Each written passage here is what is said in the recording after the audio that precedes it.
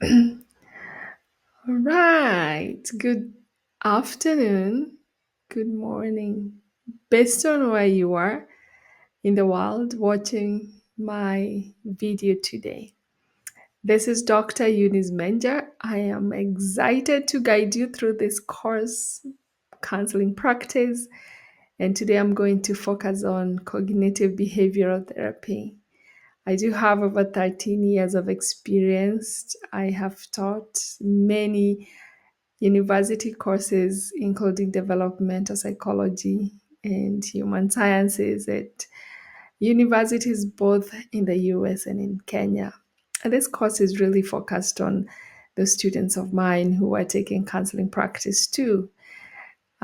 Anybody else that want to watch and also learn about cognitive behavioral therapy, especially if you're sitting for your MFT national exam, this would be a very good video to watch. So, I am practicing as a licensed marriage and family therapist candidate, and that means is that I am working under supervision.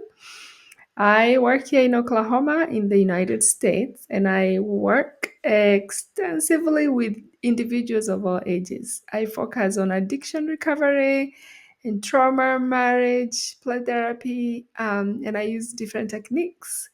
And today I'm going to be teaching you one of my favorite techniques, CBT, cognitive behavioral therapy. Um, My experience includes roles as a family services and child welfare specialist. So I will be bringing some of my experience today. So in addition to teaching, I am also an independent certified life coach who is licensed or certified, that is. And I help individuals and families to reach their goals. I am a three-time author, and I am looking forward to sharing my expertise with you.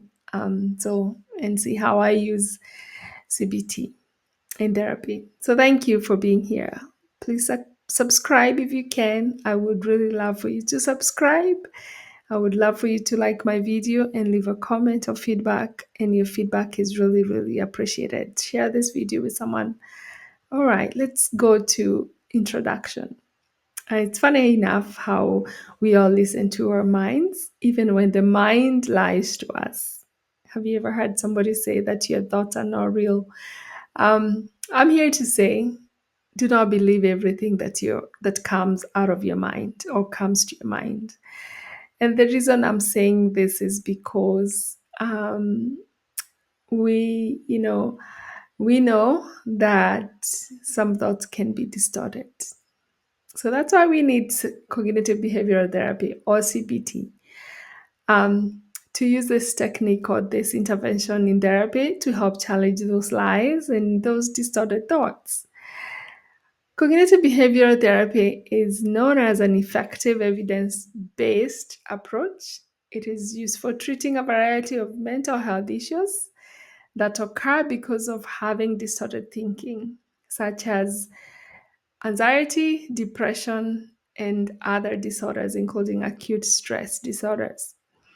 If we do not recognize or fail to deal with distorted thinking, we become less successful in handling some of the stress that we go through and even anxiety.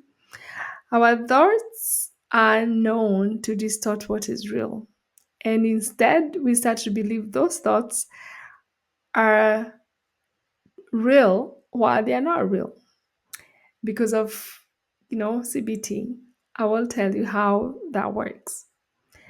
So in therapy, when I meet with my clients, I want to educate my clients to recognize and challenge any maladaptive thoughts and, of course, the lies that our minds tell us. Sometimes, from a Christian perspective, I try to tell them imagining the devil or, whispering some lies to them.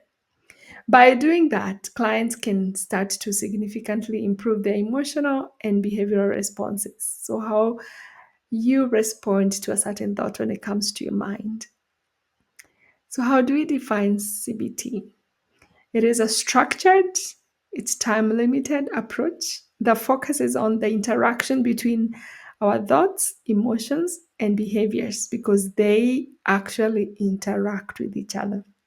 So, the goal of CBT is to help individuals identify and change maladaptive thinking patterns that contribute to the emotional distress that we go through, as well as unhealthy behavior. So, be with me here. When I'm talking about CBT principles, so thoughts influence emotions, and emotions influence behavior. Our interpretation of events affect how we feel and act. Some of the things that our minds tell us may make us to start feeling inadequate, less confident, and loved. And we start to feel like we are failures and like the world is out to get us. Everyone and everything around us seems like he or she is out to harm me. The danger is these thoughts seem very accurate. We start to believe in them and we start to hold them tight. Unfortunately, the more these thoughts occupy our minds, the more they start to shape our how we feel and how we behave. So do you see how the cycle goes? These distorted thoughts will start to shape who we are and we start to make decisions that is how we behave based on the thoughts. So even remember that these thoughts are not real. So cognitive restructuring requires changing maladaptive thoughts in order to improve our emotional well-being and behavior, as I said that before, because they interact with each other, the thoughts, the emotions, and the behavior. So how do we stay healthy mentally, physically, and how do we make healthy decisions? We want clients to focus on the present, although the past experiences are acknowledged in therapy. Cognitive behavioral therapy, that is CBT, emphasizes on current thoughts and behaviors and how those are interacting with the symptoms. So, to understand how CBT works, this lesson will focus on various cognitive distortions. So, these are the common yet often recognized patterns of thinking that tend to negatively affect our emotions and how we make the decisions. So, distorted thoughts are great at shaping how we view ourselves and the world around us. So, the first one is called all or nothing thinking. All or nothing thinking may lead us to have anxiety and even depression. Imagine Marcy, and for the sake of this course, I will talk about this imaginary Marcy who is in my class, and she constantly feels like she is a failure or not good enough.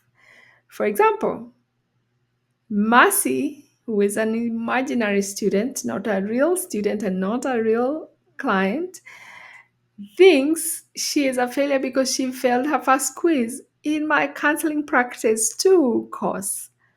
So Marcy will constantly say things like, I must be a failure. I failed Dr. Eunice Mench's class. So she's going to always be in fear of not making perfect grades in my counseling practice course. So this leads to her developing procrastination. How many people who procrastinate?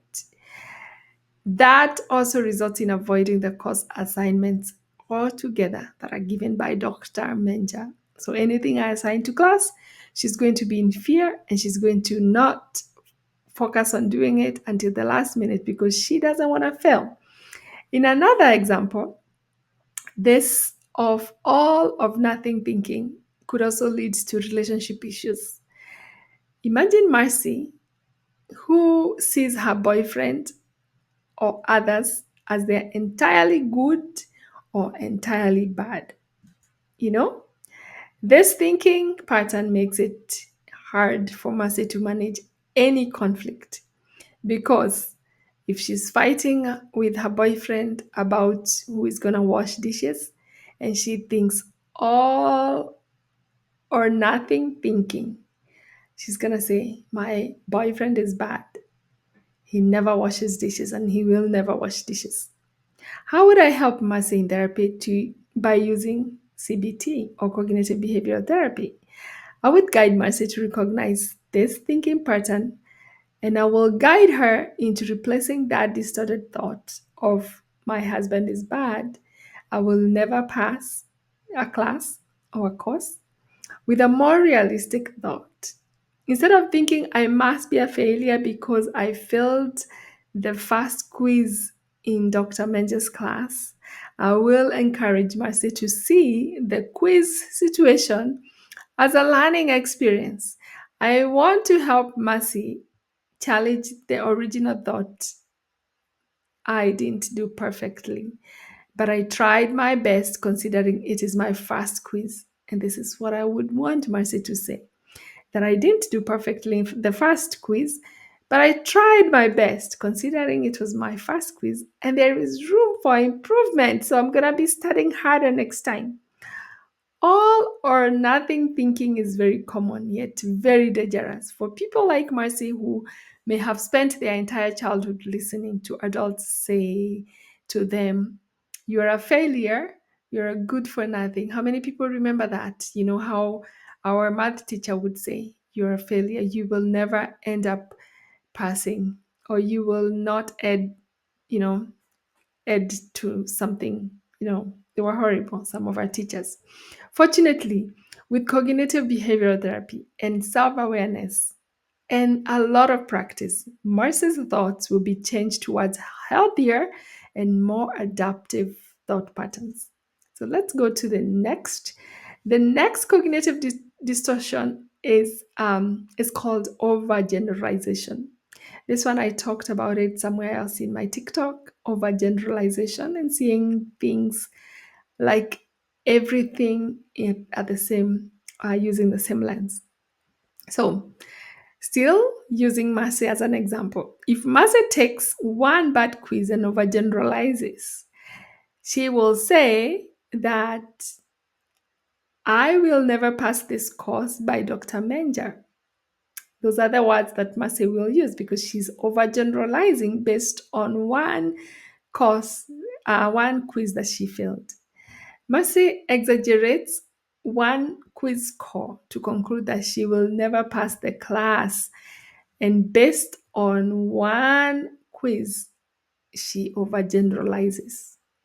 This can also make her drop the class or the course because the distorted thoughts make her believe she's incapable of passing my unit or my course. Dr. Eunice Major is teaching.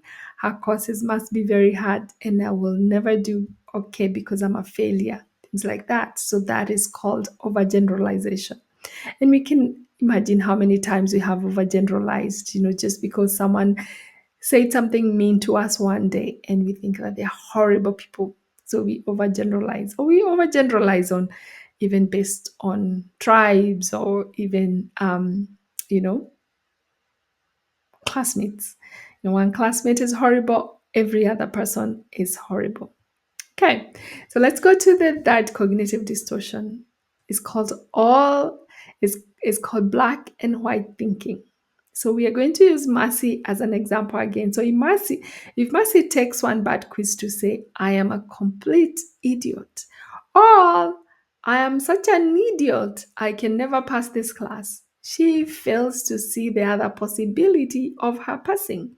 So you're looking at one side of the coin and not the other side of the coin. So the possibility side of the coin. This is also very common with people like myself who use extreme words such as never, very terrible, I feel very terrible. That person is very terrible. That person will never, I will never. So Mercy thinks she will never pass this class that is taught by Dr. Menja.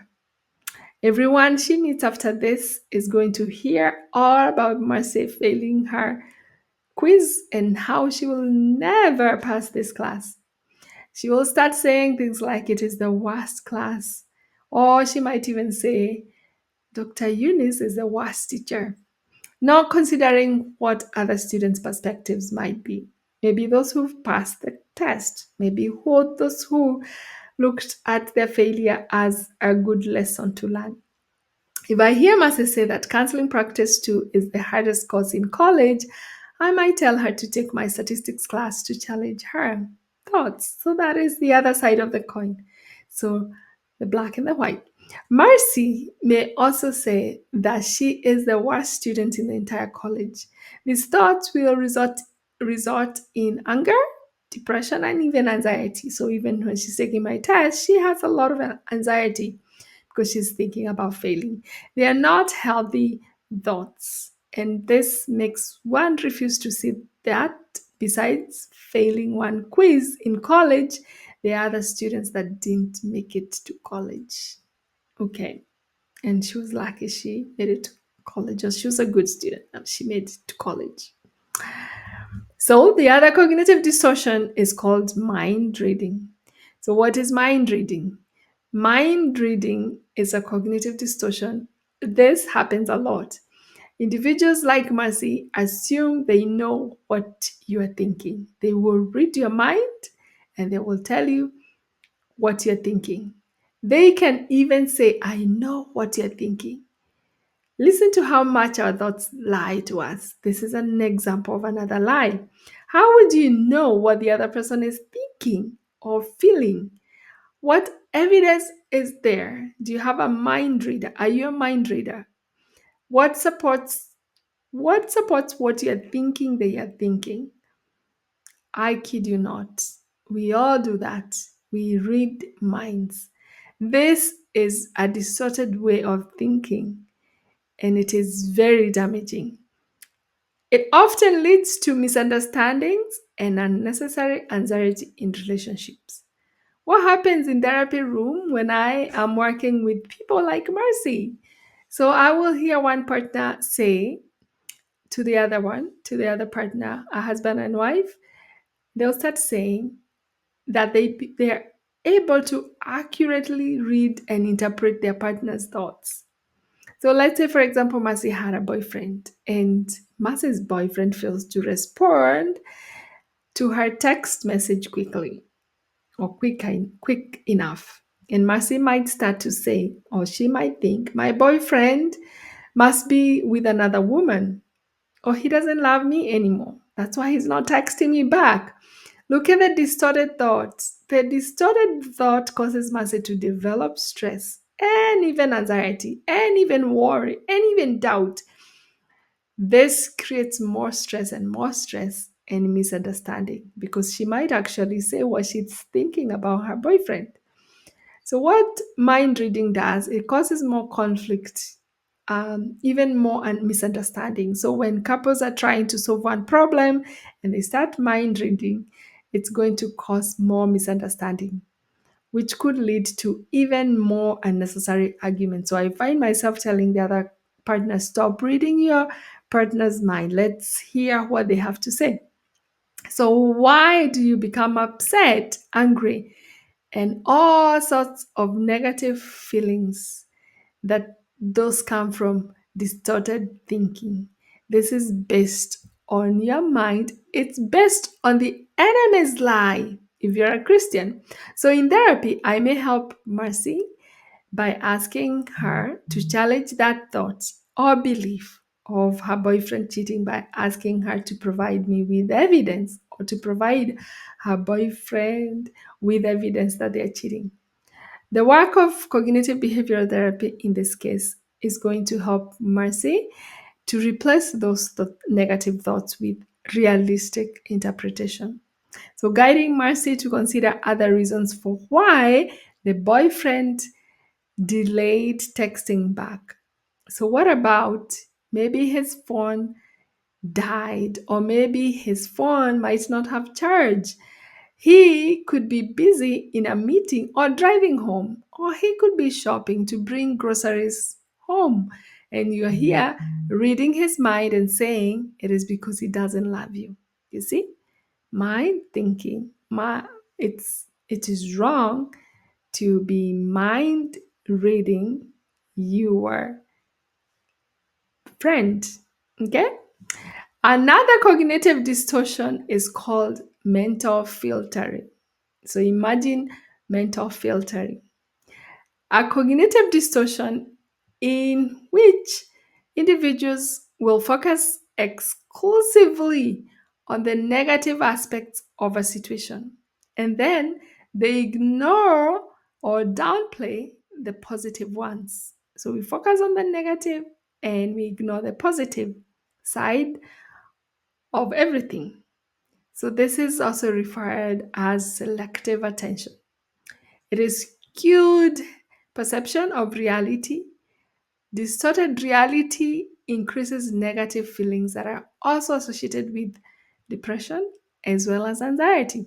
For example, Mercy concentrates solely on negative experiences or outcomes and ignores any positive characteristics of her boyfriend who delayed sending a text message. So she's just thinking about he delayed sending me back a text message. And then she dismisses the positive achievements by her boyfriend who is working hard in the office to bring bread home. So she instead elevates the negative thoughts that cause her sadness and anxiety. It is kind of similar to overgeneralization, where some of my clients tend to draw broad negative conclusions based on a single negative event that happened. So I will hear somebody say, I caught him texting another woman or man, or and they will say, so he's always cheating based on that time I found them texting one woman, maybe a colleague. Another example would be a student who received an A in my class, but is still fixated on one part of criticism that I made in her paper. She says something like, I must be a terrible writer, focusing on that one comment and ignoring the A that Dr. Menja gave her. Such individuals who overlook the achievements they have made a tendency to actually just filter the positivity and they focus on the negativity. That can really lower somebody's self esteem. So if you're always focusing on the negative side, if you're a type of a person that is always focusing on your partner's failure, stop. That could lead them to have reduced confidence in everything they try to do because you're going to criticize. So addressing mental filtering, it requires you and I to challenge our negative and distorted thoughts. So mine as a therapist, I guide my clients to a process of challenging those negative thoughts by actively seeking evidence of positive experiences to help encounter those distorted thoughts. If you learned something today, try to stop magnifying the bad things people say about you and magnify the positive compliments you receive from those who love you and care about you, because there are people that love you and care about you. So, my favorite CBT homework to clients looks like this on a daily basis. I tell my clients, start tomorrow. Try practicing gratitude every morning after you get out of bed. So you're going to write 5 things on your journal that you're grateful for or you're grateful about. I don't care if you be thankful about your bed or a good sleep. Find things, 5 things that make you grateful. Highlight the good and not the bad. Another cognitive distortion is called labeling. I know you have labeled people as stupid. I know you have labeled people as failures. I have done the same. I'm not perfect. I'm guilty. Labeling is a common cognitive distortion. This may be you have labeled one or two person or more. Kids label their parents and vice versa. In labeling, individuals assign broad and negative labels to themselves or others based on specific behaviors or events. So, this is oversimplification, often leads to misunderstanding and even cause other people to have low self esteem. I know your friend in high school took your pencil, maybe because they didn't have a pencil to write, and you labeled them a thief. Such global judgments that make us to make such sweeping negative statements or labels about others are horrible. We need to stop them. You need to stop them. I've heard someone call me a thief, and man, that hurts like hell.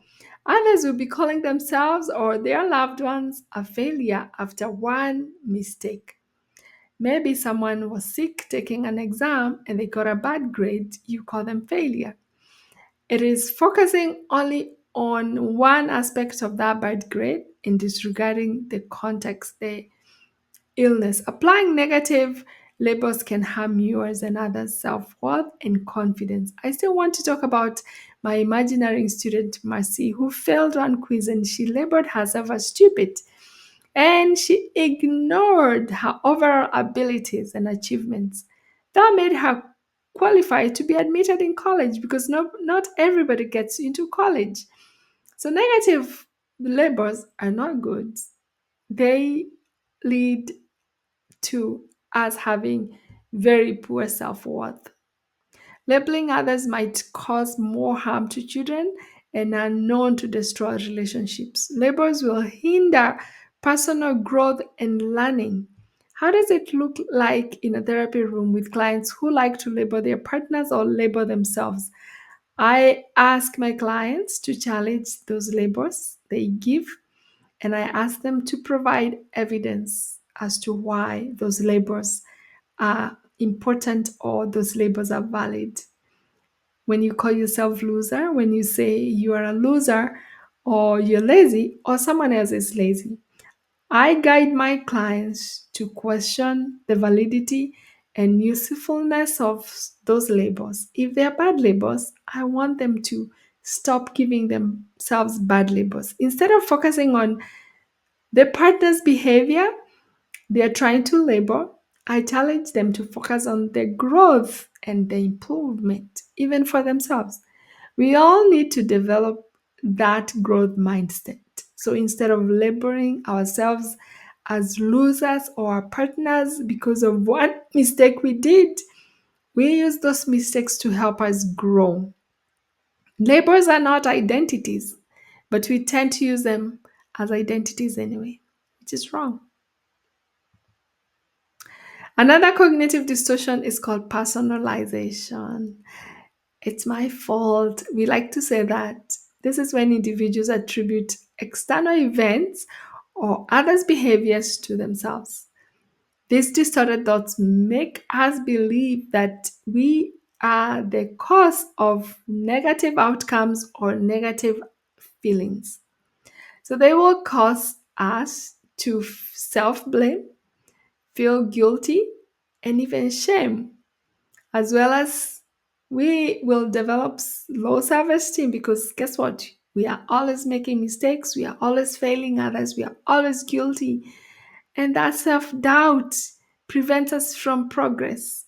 Have you ever found yourself taking responsibility for events that were beyond your control? I have. We start by overgeneralization. For example, we may assume because we did not visit our loved one in the hospital, that's why they died. We blame ourselves and start saying, if I was there, my mother would not have died or my father would not have died. Boy, I hear this a lot from my clients. I've probably said it over and over. I'm also guilty. Or maybe if my child is not doing well in school, I might say, I am a bad parent because my child is having poor grades. Remember, not everything that happens to us that is about us.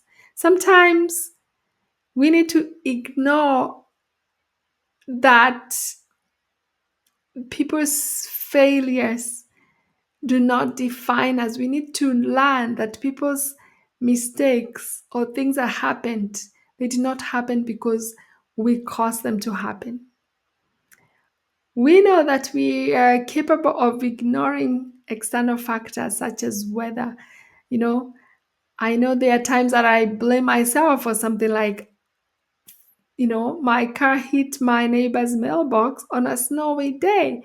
And I feel or ignore the fact that it was snowing and the roads were bad. So it was out of my control that my car slid and I hit somebody's mailbox. From my students, I may hear someone say, if I had checked what the other students submitted, our group project would have received an A. So maybe you wouldn't have caught that mistake. Maybe it was not because you did not look at it. We are aware that such persistent negative feelings and self blame do reduce our confidence, but we keep personalizing everything anyway. How we address personalization in therapy, we begin by helping our clients identify those triggers. We want them to recognize the situations that prompt them to personalize the thoughts, and we want them to challenge those thoughts that prompt personalization as soon as they notice them. Evaluating situations more objectively than subjectively, and considering other factors that may contribute to the negative outcome instead of looking at themselves and blaming themselves. Finally, I always like to encourage my clients to practice self compassion. I don't know how many times I say this. You need to give yourself self compassion, you need to give yourself grace. It is okay to make mistakes. Don't beat yourself too much because a mistake happened. Even when other people treat us badly, should be perceived as their bad behavior. Treating us badly is somebody's bad behavior. It's not us, it's not our fault. Not everything bad that happens to you that is about you. I hope you remember that. Another cognitive distortion is called emotional reasoning, you know, using our heart instead of our mind to reason. Emotional reasoning is a cognitive distortion whereby you believe that your emotions reflect the reality. So you will start to assume that if you feel a certain way, it must be true, even in the absence of evidence to support how you feel. We all tend to forget that our feelings are not facts and that they have no truth in them. They're just emotions. For example, when I think I feel anxious about this presentation that I'm making here, it must be bad. My students won't like it. Somebody's going to criticize. I neglect evidence that other people have told me they have learned from my presentation.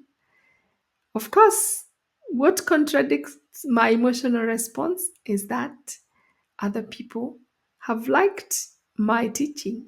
Why am I anxious? Why am I thinking that because I feel anxious, my listeners will not like this presentation?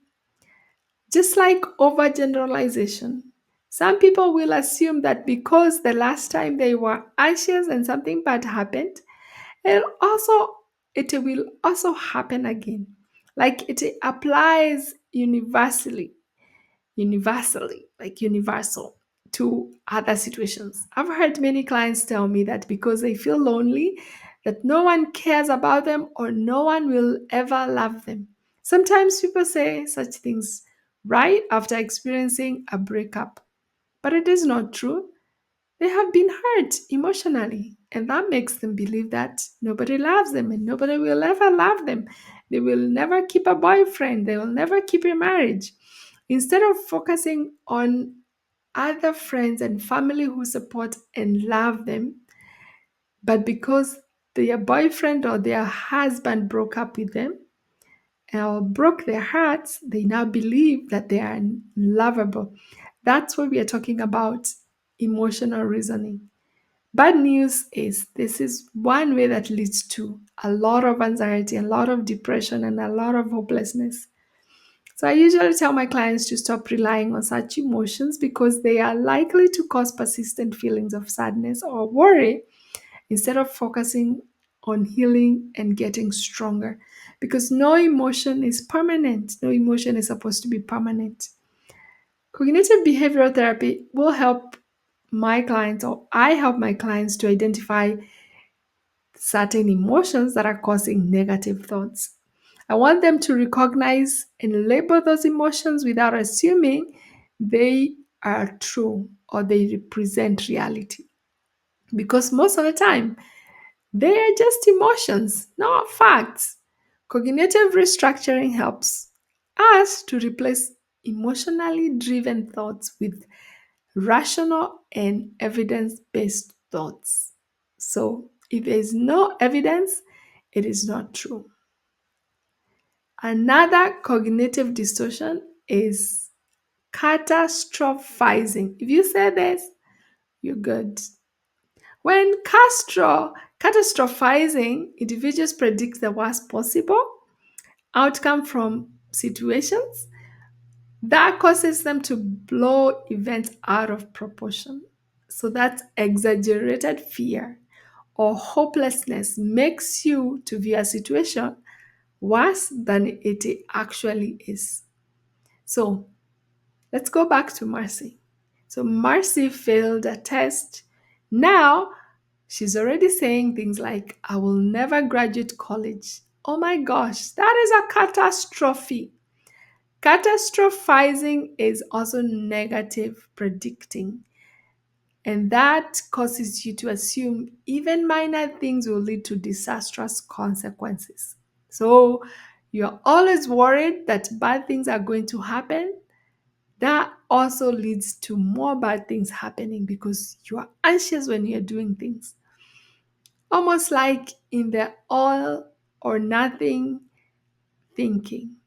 Marcy believes that if she did not do well in the one quiz that she failed, she will never graduate college, or she will end up failing all her other college courses. This one I hear a lot in therapy. Because my husband did not buy me flowers on our first anniversary, our marriage will fail, or I will never feel loved again. Worrying about worst case scenarios heightens stress levels, definitely increases your anxiety. In therapy and using cognitive behavioral therapy, which is CBT, I challenge my clients to have that reality check, that reality check. Like, I want to ask Mercy to evaluate the actual likelihood of her failing all the other courses in college based on one quiz in Dr. Menja's class. From my example, I will ask, what is the likelihood of your marriage ending in divorce based on the fact that he never bought you flowers on the first anniversary? What evidence do you have that he will not buy you flowers on your birthday or your Valentine's Day? The idea is to guide my clients to reframe these distorted thoughts or catastrophic thoughts so that they can achieve more realistic perspective on whatever happens in their lives. All right, let's talk about cognitive distortion, which is the final cognitive distortion. The final one is unreal ideal thoughts. Unreal ideal thoughts. Those are cognitive distortions that are characterized by setting excessively high or unrealistic standards for ourselves or for our others, our loved ones. This thinking pattern, when we over expect, when we expect too much from our significant others, our spouses, our children, this can lead to a lot of disappointment and frustration. So we set goals, we set too high expectations for ourselves. We end up feeling inadequate if we fail to achieve those unreal uh, expectations. They become impossible. Other people like me, we tend to aim for perfectionism. We tend to hold ourselves or others to attain what is unreal standards. We have this distorted thinking that anything less than what we imagined we would get is unacceptable. More than likely, my imaginary Mercy had not failed her test. It is only that she was comparing her grade with the best student in class or with her best friend who got a higher grade. That doesn't mean that she's a failure. That constant comparison for oneself to an idealized version of others leads to feelings of inferiority. You don't want to feel inferior. You don't want to feel frustrated because you cannot achieve what others have. This happens a lot on social media too. You look at a couple that posts their vacation photos every day or every holiday, and that makes you worry and sad that you're not like that couple. It is true you did not go on an expensive vacation, but it is true you saved money and bought yourself a nice car or a nice home. Now you want a home. That's real. Do not dismiss small accomplishments and positive outcomes in favor of what the world or social media perceives as lacking. So, another example would be someone thinking because they look big or have added weight, like I don't lose weight as much as I try to exercise. We feel like we have failed or we are failed human beings. Our ideal shape, body shape, is based on certain celebrities or models on social media, though. We know that failing to meet unrealistic standards does lead to us feeling very inadequate. So that's why many people are experiencing chronic disappointment and sadness and end up feeling like they have lost the whole world, which really leads to hopelessness, real chronic hopelessness, and sometimes suicide ideations.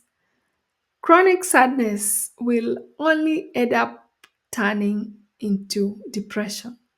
And we know that suicide ideation or suicide plans and attempts stem from depression. So I try to remind myself and my clients that there is no need to put unnecessary pressure to achieve unattainable goals. There's no way you can come to therapy with a name to reduce anxiety and depressive symptoms, and that's at the same time be the person that expects perfectionism. How do I help my clients to come out of these distorted thoughts and dangerous cycles? I guide them to set realistic goals. And I use the SMART goals model. If you didn't know SMART goals, what SMART goals stands for, is S stands for specific, M stands for measurable, A stands for attainable, R stands for relevant, T stands for time bound. And those goals must not only be smart, they must be flexible too.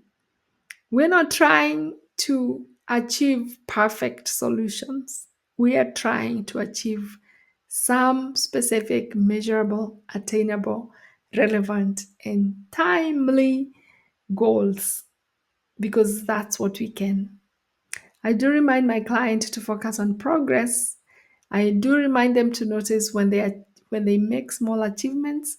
I want my clients to pause and celebrate those small achievements like I do. I try because you already put in a lot of work to achieve that small accomplishment. Nobody is perfect. So why are you expecting a perfect partner? Why are you a expecting a perfect score or a perfect grade or a perfect project? Comparing your relationship with other relationships will only disappoint you. In recognizing and challenging these cognitive distortions that we have talked about, I believe there are 10 of them, we do not only gain the power to reframe our distorted thinking, we also improve our emotional resilience.